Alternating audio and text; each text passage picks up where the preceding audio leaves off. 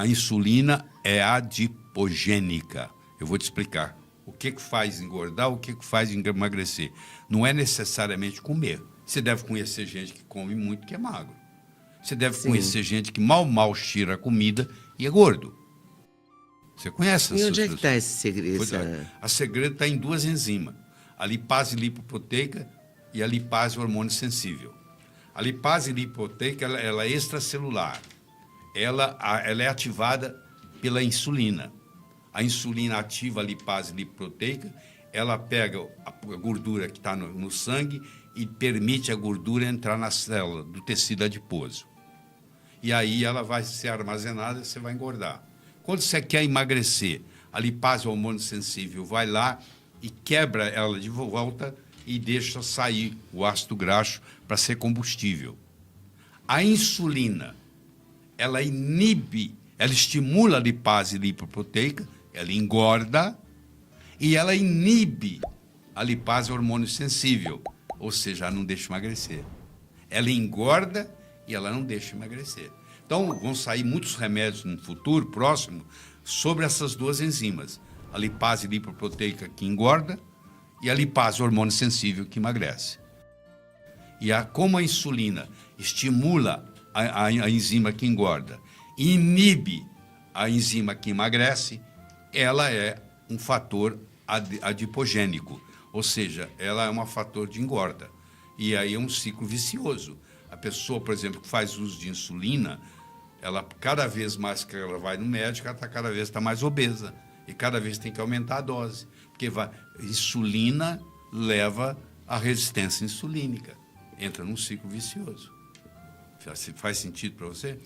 Faz sentido. Porque é lipase e uma outra parecida, não é? Que mede no mesmo exame de sangue. Lipase... Não, amilase. Amilase. Isso é outro, são outras. Amilase já não tem nada a ver. A lipoproteica não é essa lipase que você está se referindo. Essa é uma lipase que trabalha com os lípides. Ela faz a digestão das gorduras. A amilase faz a digestão do amido. Essas aí são enzimas digestivas. Tá? Essas que eu estou me referindo e elas precisam estar reguladas, são enzimas metabólicas. E elas precisam estar reguladas a essa que a gente vê no exame de sangue tradicional. Elas precisam estar reguladas para a pessoa perder peso. Sim. Elas não podem estar alta demais ou baixa demais. Se você é uma pessoa que tem pouca lipase lipoproteica e muita lipase hormônio sensível, você pode comer o que você quiser, você vai ser magro. Tem muitos desses. E isso é o quê? Genético? Não, tem Herda? É genético, é um componente genético, sim. Quem tem a insulina muito baixa, por exemplo, não consegue engordar. Você conhece gente que fala assim, eu já fui em 10 médicos, eu quero engordar, não consigo. Eu digo, é só ir num endocrinologista que vai te dar a insulina. Baixa dose, toda noite, você vai engordar. Eu conheço gente que engordou 10, 12 quilos, e sonhou a vida inteira, não conseguiu engordar. A insulina, eu não estou aqui recomendando. Eu estou aqui dizendo que é possível. Agora, se a pessoa exagera, pode vir a ser até diabético, porque aquilo pode entrar num ciclo vicioso. E para emagrecer não tem uma solução assim, não? É você diminuir a produção da insulina. Se você, por exemplo, tiver um sono reparador, se você tiver uma atividade física, se você prestar atenção naquilo que você come, claro que não vai ser da noite para o dia que você vai emagrecer, mas a tendência sua é ir emagrecendo aos poucos.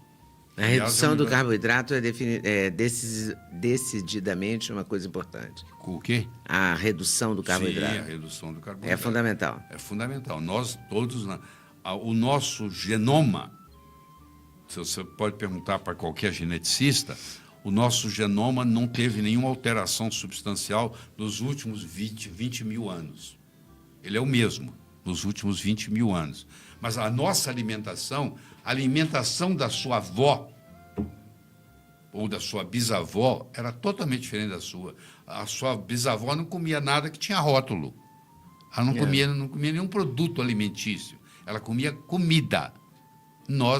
Tem gente que sai do restaurante, sai do supermercado com carrinho, não tem comida, só tem produto alimentício. Concorda? Concordo. Com etiqueta, com rótulo. Desembrulhar, como é que é? Desembrulhar menos e descascar mais, né? Que é uma das regras fundamentais. Né? É possível explicar o adoecimento através da genética? Sim. A pessoa é gorda por causa da genética, Sim. a pessoa é diabética por causa da genética. Vamos pegar o diabético, que é mais estudado. Tá.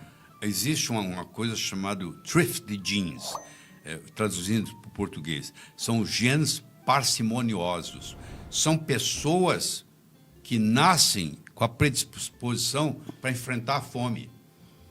Por exemplo, os nativos americanos, que a gente chamava de índios antigamente, hoje não pode mais, são os nativos americanos. Os nativos americanos, se você puser eles numa mesa de fartura, todos engordam. Aliás, os nativos brasileiros, se você vai na cidade onde eles estão, nas periferias, eles estão todos obesos. Você concorda? Porque eles também têm os havaianos, os ciganos, os judeus askenazes, todos eles têm esse thrift genes. Eles foram feitos para enfrentar a fome. Só que quando eles caem numa situação de fartura, eles engordam muito mais fácil e desenvolvem diabetes muito mais fácil. Porque eles têm os thrift quer dizer econômico, thrift genes. Então, a genética contribui muito nesse aspecto. Como eu mostrava na nossa conversa passada, eu mostrava que a ApoE tem a ver com Alzheimer. Se você tem uma ApoE4 e se você tem ela homozigota, ou seja, recebeu a ApoE4 do seu pai, a ApoE4 da sua mãe, provavelmente você vai desenvolver Alzheimer antes dos 50 anos. Tem pessoa que tem isso, entendeu? Então, agora, se você tem uma ApoE2, você pode comer de tudo, provavelmente você não vai, antes dos 90, você não consegue pegar Alzheimer. Tá bom? O que são fontes exógenas e endógenas da glicose? Da glicose. Então, a glicose, ela ou você come ou o corpo fabrica. Você imagina um faquir que ficou 1 ano sem comer, deitado naquela cama de pregos. Ele está magro, mas ele não tem hipoglicemia, a glicemia dele não baixa, ela está em 60, o ano inteiro. Ele não comeu nada, ele só bebeu água. Tá? Então, esse indivíduo, o que acontece? Como é que o organismo dele mantém a glicose dele em 60 se ele não está comendo nada? O organismo começa a usar proteína para fazer glicose, começa a usar gordura para fazer glicose. Então, vamos supor, a pessoa... Usa o próprio corpo dele. Usa o próprio corpo. O próprio corpo, ele vai comendo. Depois, já viu como é que ele é magro? Ele sofreu uma autofagia. Ele foi comendo ele mesmo.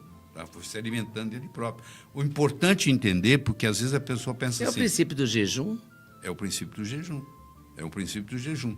Um jejum bem feito, direitinho, sem exagerar, ele traz uma série de benefícios.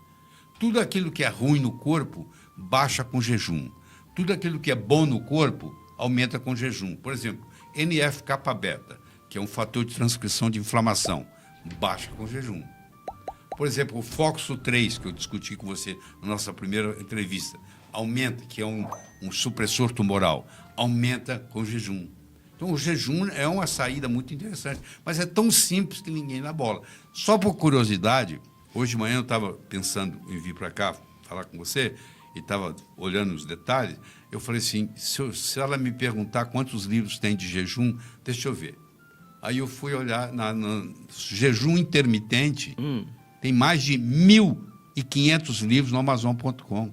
Eu contei, mais de 1.500 livros. E tem gente que nem sabe o que é jejum intermitente, que é aquele negócio de você pular uma refeição. Você pula o jantar, é jejum intermitente. Pula o café da manhã. Pula o café da manhã. Você escolhe um que é menos importante para você e começa por ali. Todo mundo vai melhorar em alguma coisa se fizer jejum intermitente. Mas tem a volta do jejum. Essa volta do jejum tem que saber voltar, né? Não, mas isso que você está falando é aquele jejum absoluto. Não, sair do jejum intermitente. Não, pode sair a qualquer hora. Não, sim, mas tem que sair com um tipo de alimento, não pode sair com um sanduíche... Não, esse não. Porque esse você só está pulando... Um hambúrguer. Não, o intermitente, você só está pulando uma refeição. Você pode até estar comendo hambúrguer na outra. Ah, é? Esse é o intermitente, é o seguinte, você escolhe pular a refeição. Você fala assim, ó... Sim, mas você tem que voltar. A qualidade do que você vai comer depois não importa? É claro que você combinar as duas coisas é melhor, mas não é esse o foco. O foco é ficar mais tempo sem comer. É isso que faz É bem. isso que faz bem. Independente de qualquer coisa. É isso que faz bem. Entendeu? E qualquer pessoa pode fazer isso, inclusive você ganha até dinheiro. E é barato. É, é o contrário, você gasta menos. Né? O único lugar onde você gasta menos. Não é verdade? É verdade. É.